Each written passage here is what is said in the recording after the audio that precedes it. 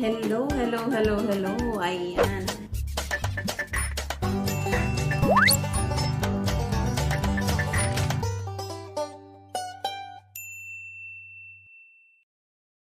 Ayan guys, samahan niyo ako. Magluluto tayo ng Bicol Express. Ayan, Chicken Bicol Express. So ayan guys, painitin muna natin ang ating wok.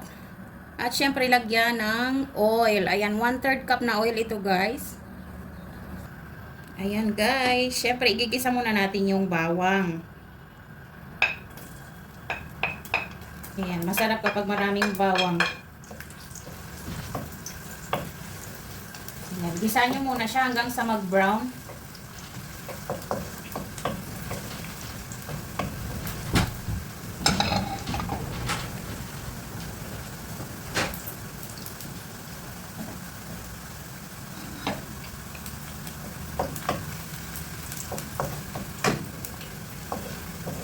Namimiss kasi namin kumain guys ng lutong Bicol.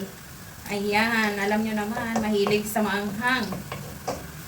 Ayan, pwede namang ano guys, kung ayaw nyo ng sobrang anghang, konti lang ilagay nyo sili. Ayan, kasi pag sinabing Bicol Express sa Bicol, talagang maanghang siya. Ayan, ilagay na natin yung sibuyas.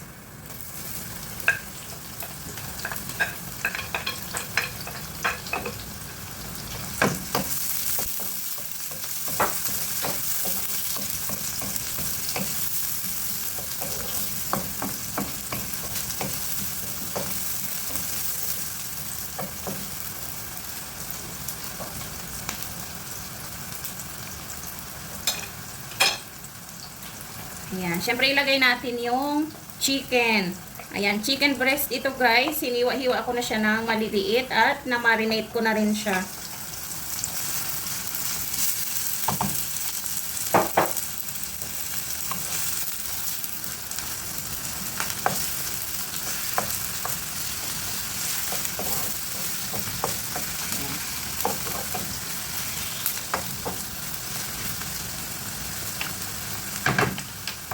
Hayaan muna natin na maluto-luto yung sa ilalim bago natin baliktarin.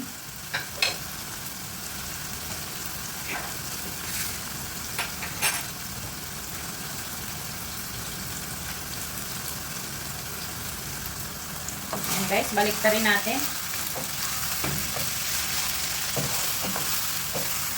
Ayan, syempre mas malasa kapag na-marinate nyo muna yung chicken.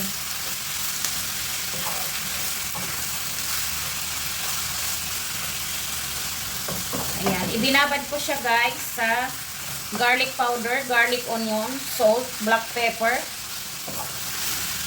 Ayan, syempre nilagyan ko ng konting olive oil.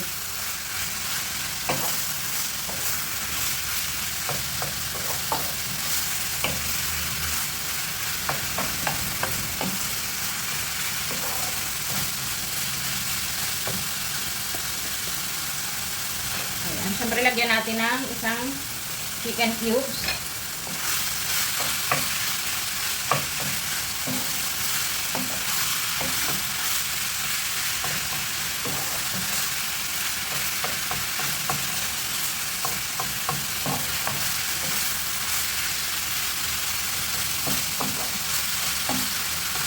Habang niluluto-luto natin, lagyan natin siya ng paminta.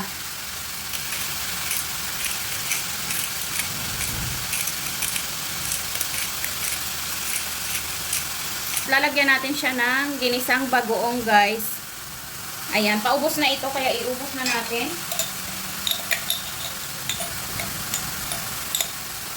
Ayan guys, half tablespoon na lang pala ang laman niya.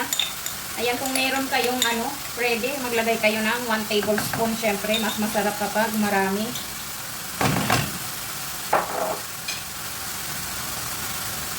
Ayan, saka natin ihalo-halo.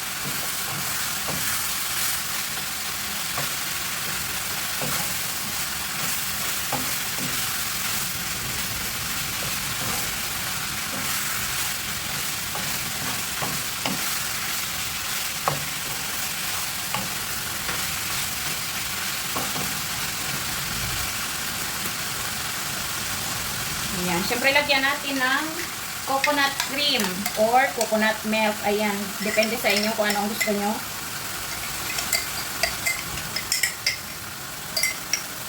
Guys, kung nasa Pilipinas kayo, dahil meron tayong fresh na coconut, yun ang ilagay nyo dahil mas masarap siya. Ayan, dito kasi sa Lebanon, wala kang mabibiling ganon. Kaya, ready ang aming binibili.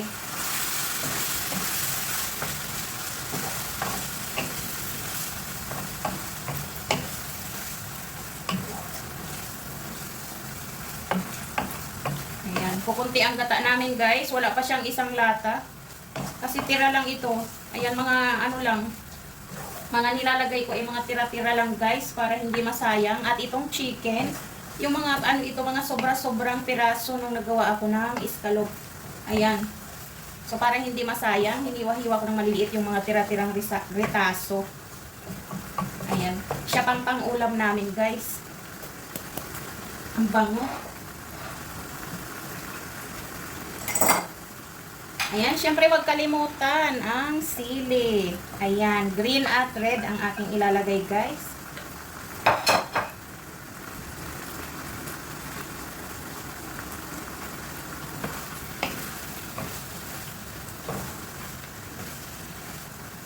Ayan, at syempre sa pang-alat maglalagay tayo ng patis. Pero tatansyahin nyo lang guys dahil may alat yung chicken cubes at meron ding alat yung bagoong na alamang. Ayan, syempre tikman nyo muna kung sakto na. At nung nag-marinate tayo ng chicken, may halo din siyang konting asin. So titikman muna natin kung sakto na.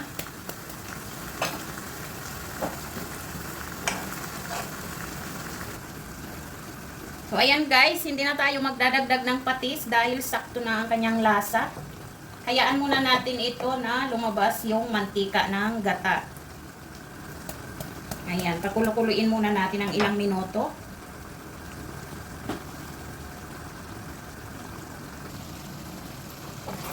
Ayan na guys.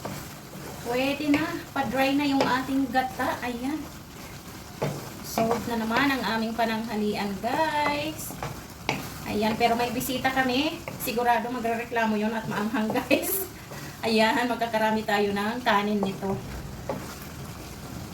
So, ayan, ganyan lang guys. Napaka-easy. Ayan, sigurado masarap ito kung magkakamay kayo guys. Ayan, luto na siya.